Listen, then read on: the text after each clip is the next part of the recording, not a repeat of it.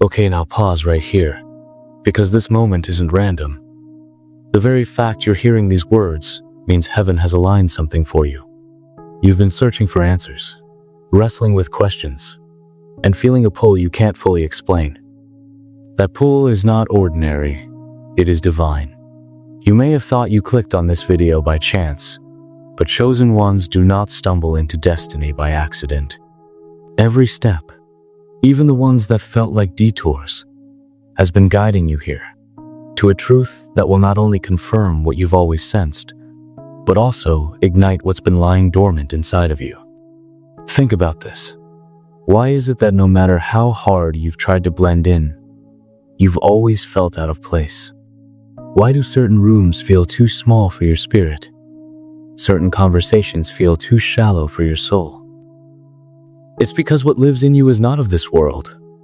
And deep down, you already know it. That voice inside that whispers, "You're meant for more."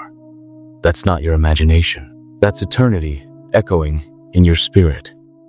The truth is, chosen ones are not called to live average lives. You've been positioned by God Himself, set apart before time began, and entrusted with a weight that not everyone can carry. That weight is why your road has been different. That weight is why the battles have been heavier. And that weight is also why the reward will be greater. But before we dive into what you carry, we need to go back. Farther back than your childhood, farther back than your parents, even farther back than history. To understand your calling, you must understand your origin. Because the story of a chosen one doesn't begin with birth. It begins long before the foundations of the world were laid. And once you see where your story truly began, you'll finally understand why your present feels the way it does. Okay, here's the revelation. Your story didn't start in a hospital room. It didn't start with your family tree. And it didn't even start with your first breath. According to Ephesians 1-4, He chose us in Him before the foundation of the world. That means your identity was established before time itself existed. Imagine that. Before galaxies spun into motion, before oceans roared, before mountains rose, your name was already written in the mind of God. You were not an afterthought. You were not a backup plan. You were chosen before creation even knew your footsteps. This is why you've always felt a sense of difference, even when you couldn't explain it. Heaven placed a seal on your life, long before the world ever placed a label on you. And that seal is why your destiny cannot be erased, no matter how much the enemy tries to confuse or delay you. Think of it this way. An architect designs a building long before the first brick is laid. He sees the blueprint before the world sees the structure. In the same way, God saw you, your identity, your assignment, your gifts, before anyone else ever could. And because you were designed in eternity, nothing in time can undo what was placed within you. This is also why many chosen ones wrestle with feelings of being misplaced in their own lives.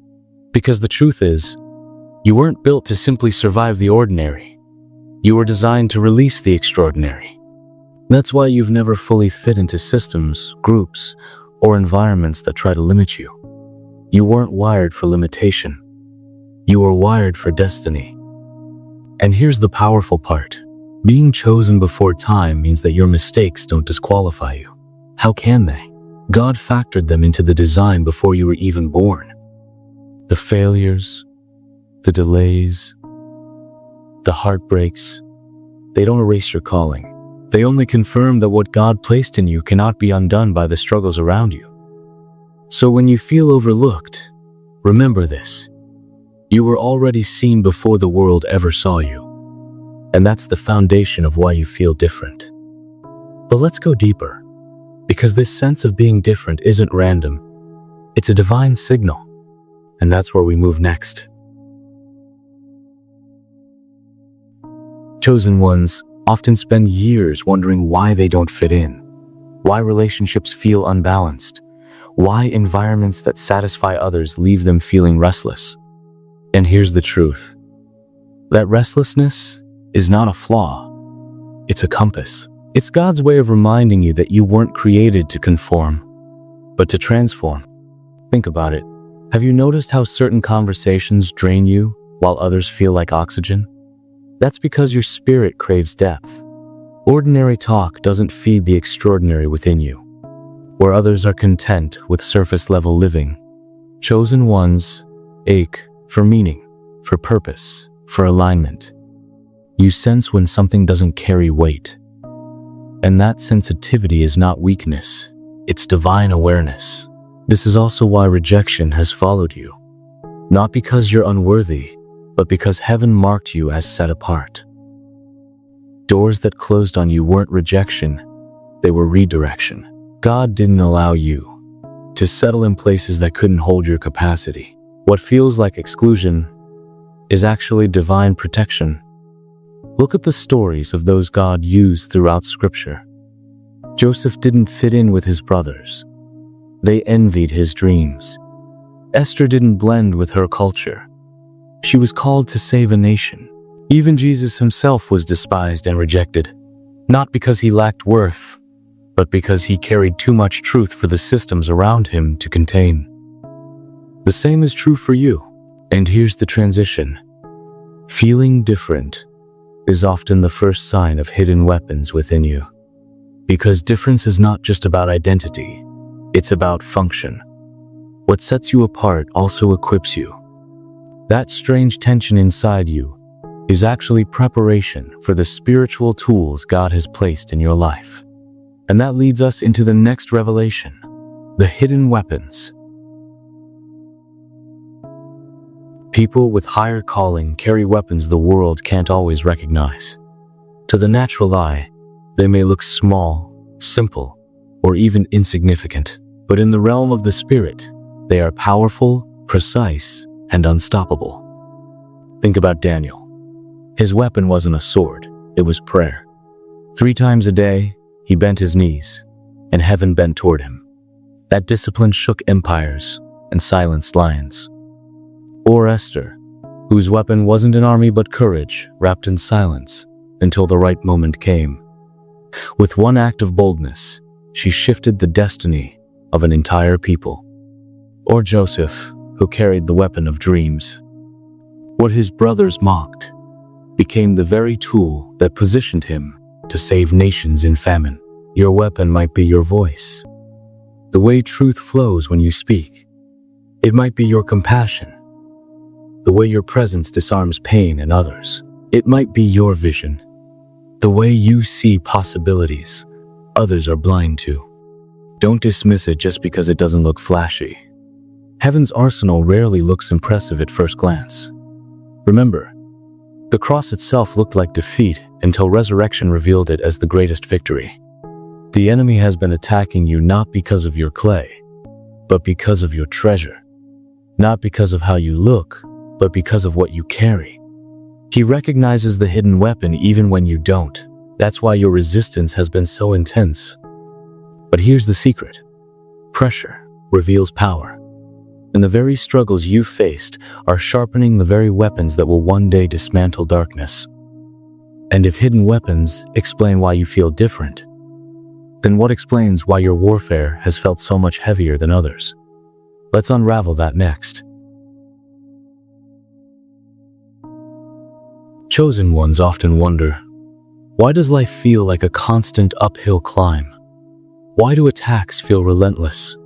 Why do seasons of peace seem shorter for me than for others? The answer is simple but profound. The weight of your calling attracts the weight of warfare. The enemy doesn't waste energy on empty vessels. He doesn't fight those with no assignment. His resistance is always proportionate to the potential he perceives. And make no mistake, he perceives what God has placed inside of you. Even before you fully grasp your assignment, the enemy has already marked you as a threat. Think of it like this. Alarms don't sound for empty safes. They sound when treasure is detected. And you, chosen one, are a vault of heaven's treasure. The very presence of constant opposition is not a sign of weakness. It's evidence of value. The darkness doesn't wrestle against you because of who you are in the flesh, but because of what you carry in the spirit.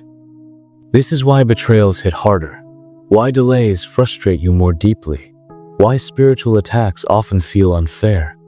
Because the battleground around you is not about your past, it's about your future. The enemy is terrified of what happens when you step fully into your identity. But here's the hope. What feels like an attack is actually training. Every fiery dart, every setback, every storm is equipping you with resilience, sharpening your discernment, and fortifying your faith. The very pressure designed to break you is the tool God uses to build you. And once you recognize that warfare is not punishment, but preparation, everything shifts. You stop asking, "Why me?" and start declaring, "Try me." Because what the enemy meant for harm, God is turning into the very platform for your rise. Now that you understand why warfare feels heavier for chosen ones, the next step is learning how to activate your hidden weapons and step boldly into authority. But before we go there, let this truth sink in. The battle around you is proof of the treasure within you. Coming off the struggles we've just explored, another challenge quietly lingers in the background: the heavy weight of expectations. For those set apart in life, it often feels like every move is being watched, every choice is being judged, and every step is somehow meant to prove something to the world. This silent pressure becomes one of the biggest reasons why they hesitate. When it comes to major life commitments, like marriage, people look at them not as individuals but as symbols of something greater. And with that, the fear of disappointing others creeps in. The interesting part is that most don't even ask for this role. It's simply placed on their shoulders because of their gifts, their unique way of living, or the strong light they carry. The world sees them as leaders, healers, or people with some special mission. And while that is true, it creates a double-edged sword. They crave connection just like anyone else, but they also feel that any relationship they enter has to match the magnitude of their calling. That's why so many chosen ones remain single longer than others. They would rather wait than rush into something that doesn't align with who they truly are. This silent pressure doesn't just come from outsiders, it's also internal. They constantly question, "Am I ready? Will I fail this person? Can I live up to the role everyone thinks I have?" It's a cycle of second guessing that keeps them in waiting. And yet, as heavy as that weight feels, it also shapes them into people who value responsibility deeply. They aren't careless with love, and they aren't careless with hearts. If they commit, they intend for it to last. And that is where the beauty lies. What others see as delay is often just preparation. When the right partner finally comes along, that bond is stronger, more unshakable. Because it wasn't born from rushing, it was born from waiting. But as we'll see in the next point, the expectations aren't the only thing pulling them back. Sometimes, it's the battles they fight behind the scenes that no one even knows about. It's easy to assume that people who carry light live perfect lives, but nothing could be further from the truth. In fact, those who walk with a deeper purpose often face some of the hardest struggles in silence. These are the private battles, the inner storms that no one sees. And when you're in the middle of them, romance and marriage often take a back seat. Not because love isn't desired, but because healing comes first. Behind the smiles, there may be nights filled with tears, self-doubt, and questions that cut deep. These internal battles drain energy and focus. And if someone is already fighting to keep themselves strong, stepping into marriage feels almost impossible. The fear is not about love failing, but about bringing another person into a storm that hasn't yet settled. For this reason, many chosen ones choose to delay commitment, prioritizing inner stability before sharing life with someone else. Sometimes, these battles come from past wounds. Other times, they stem from spiritual opposition, where life feels like an unending war of tests.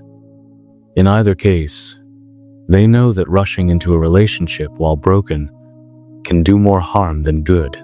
That's why they fight quietly, rebuilding piece by piece, so that when they do finally give their heart, it comes from a place of wholeness rather than desperation. The irony is that this delay often makes outsiders misjudge them. People may whisper, "Why are they still single?" or "What's wrong with them?" But in reality, nothing is wrong. They are simply doing the work most avoid. And while the battles remain unseen, the growth that comes from them is undeniable. By the time love enters their life, they're not only stronger, they're capable of building a partnership that can weather anything. And yet, while personal struggles explain much of the delay, there's another reason deeply tied to their journey. The rare kind of connection they're searching for, one that doesn't come easily in a world where shallow relationships dominate. Even after healing and rising above expectations, one final barrier often stands in the way: the hunger for something real. Not surface-level attraction, not temporary convenience, but an authentic bond that resonates with their soul. That's why relationships for them often feel delayed. They're not looking for good enough. They're waiting for something extraordinary. The truth is, when you carry deep purpose, you can't afford to settle. Partnerships aren't just about companionship, they're about alignment. A person with shallow values will only drain them.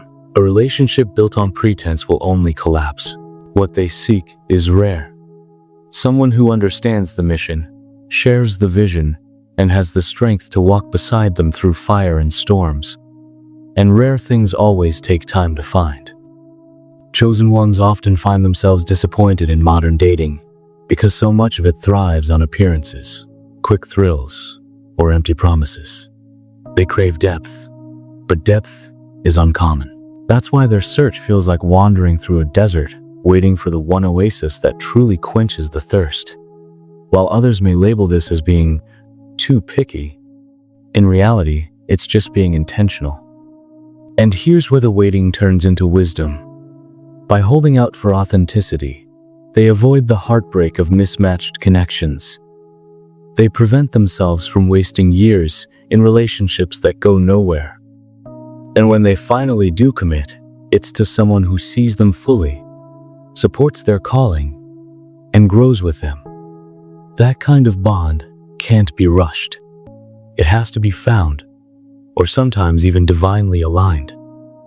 But what does all of this mean for us watching? It means the so-called delay isn't really a delay at all. It's protection, preparation, and purpose unfolding. Which brings us to the end of this journey. So when we look back, the reasons become clear. It's not laziness, fear, or an inability to love. It's the pressure of expectations, the battles behind closed doors, and the deep hunger for authenticity that makes the timeline different. The world may call it late, but in reality, it's right on time. If anything, it teaches us something powerful. Love should never be rushed. It should never be forced. It should never be about what others think is normal. For those walking in higher purpose, marriage isn't delayed. It's divinely aligned. And when it happens, it carries a depth that few ever experience. Now, I want to hear from you. Do you think waiting for the right connection is worth it, even if it takes years? Or do you believe love should come when it comes, without overthinking? Drop your thoughts in the comments. See you in the next video.